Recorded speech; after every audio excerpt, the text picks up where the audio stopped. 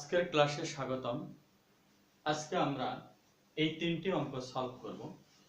পৌনঃপুনিক দশমিককে সাধারণ ভগ্নাংশে প্রকাশ কিভাবে প্রকাশ করা হয়, যা আমরা ধারার নিয়মে প্রকাশ করব। প্রথম অঙ্কটি দেওয়া আছে 0.5 পৌনঃপুনিক। এটিকে আমরা লিখতে পারি এভাবে যে 0.5 পৌনঃপুনিক ইকুয়াল 0.5 আমরা এটি নিলাম। এই থেকে আমরা এটিকে এভাবে প্রকাশ করতে পারি।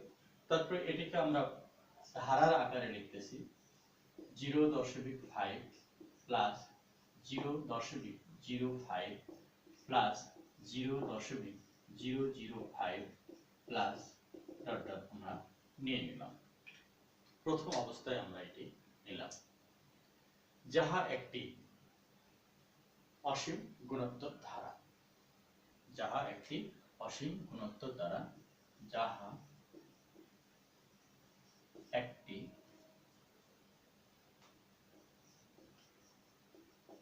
অসীম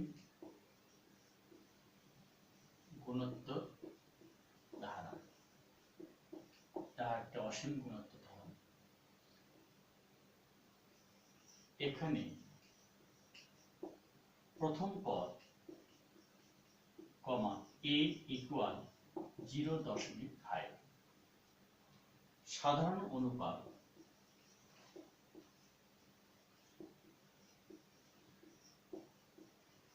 অনুপাত কমা r ইকুয়াল 0.05 ভাগ 0.5। দ্বিতীয় পদকে প্রথম পদ দ্বারা আমরা ভাগ করতেছি, ইকুয়াল 0.05 নিচে 0.50, দশমিকের পরে 2 ঘর অর্থাৎ সদৃশ্য ভগ্নাংশ আকার করে নিলাম। এরপর আমরা লিখতে পারি 5 ভাগ 50, তারপর লিখতে পারি 1/10 লেস দেন 1, যাহা হলো 1 এর চেয়ে ছোট। অতএব ধারাটির অসীম সমষ্টি, অতএব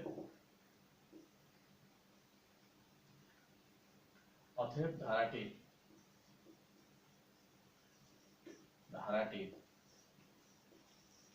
অসীম সমষ্টি আমরা লিখতে পারি s infinity equal a by 1 minus r।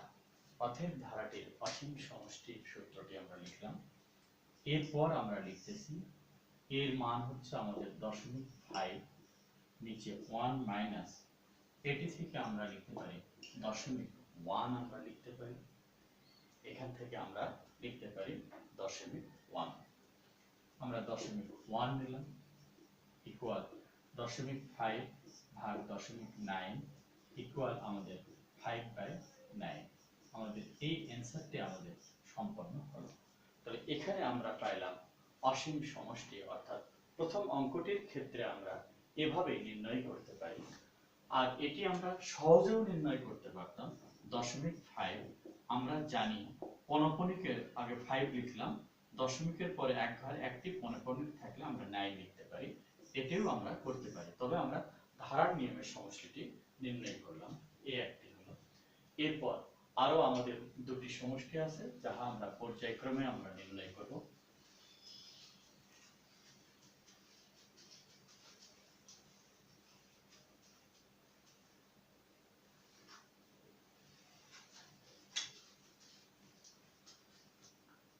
দ্বিতীয়টির ক্ষেত্রে আমরা কি লিখতে পারি তাহা আমরা লিখতেছি।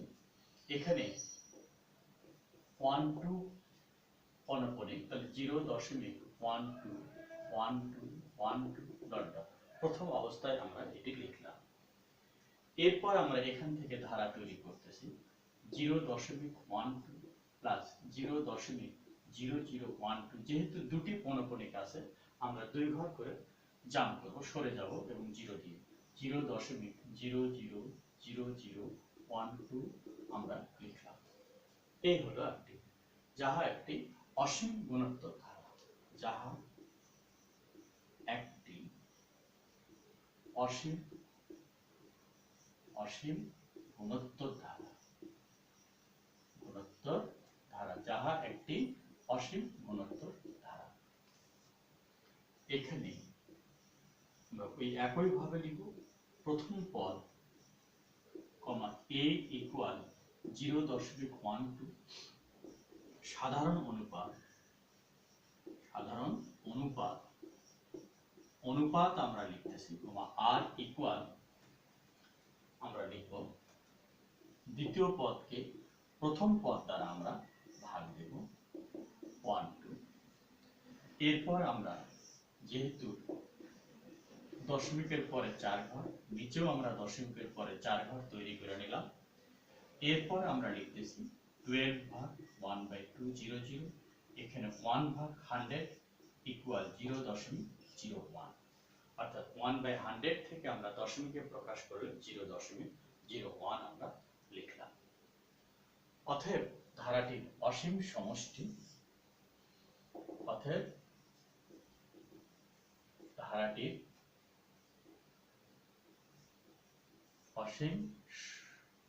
অসীমতম সমষ্টি কমা s infinity equal a/1 - r আমরা লিখতেছি। অর্থাৎ আমরা লিখতে পারি s ইনফিনিটি অর্থাৎ আমাদের 0.12 পনপনি ইকুয়াল এর মানটি হচ্ছে আমাদের 0.12 1 - 0.01 ইকুয়াল 0.12।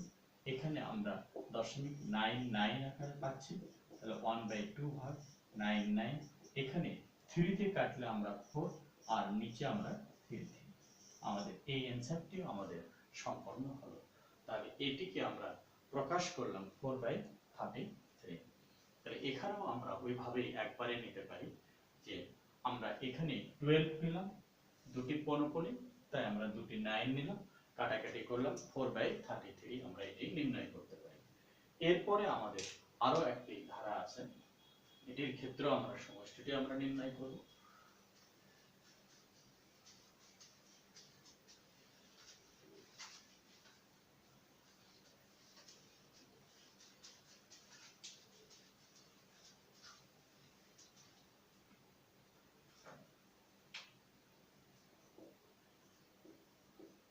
এটি একটু আলাদা ধরনের, 1.2 পনপনিক 3 পনপনিক 1 পনপনিক।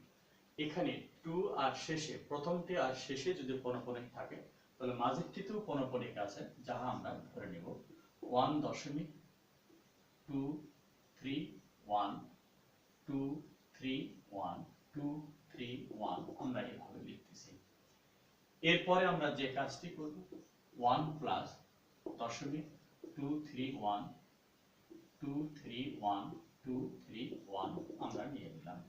এরপরে আমরা যা করব 1 প্লাস বন্ধনীর মধ্যে আমরা নিচ্ছি 0.231 প্লাস 0.000231 প্লাস 0.000 আবার 0.00231 প্লাস ডট। এখানে বন্ধনীর মধ্যে, এখানে বন্ধনীর মাঝে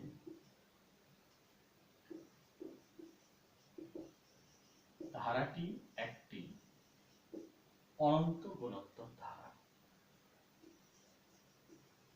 অনন্ত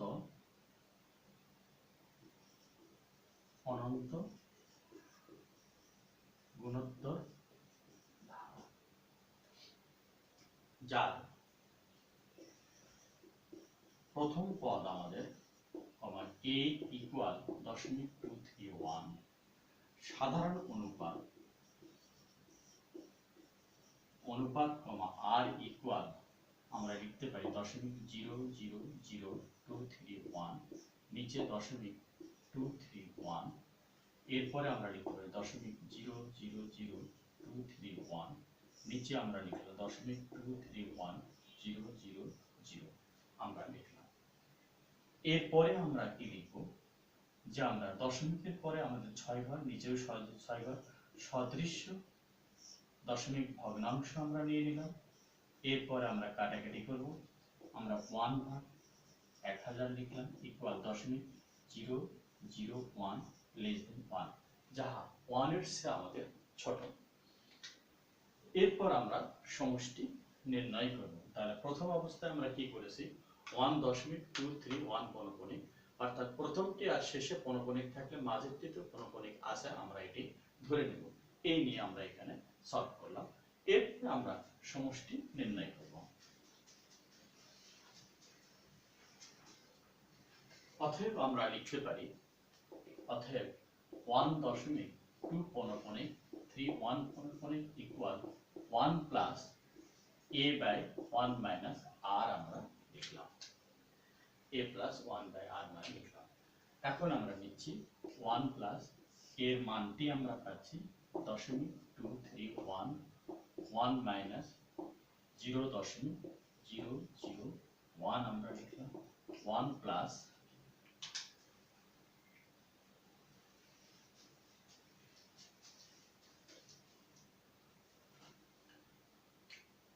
এখানে আমরা লিখতেছি 0.999.231 ইকুয়াল 1 প্লাস 231 ভাগ 999 আমরা পাইলাম।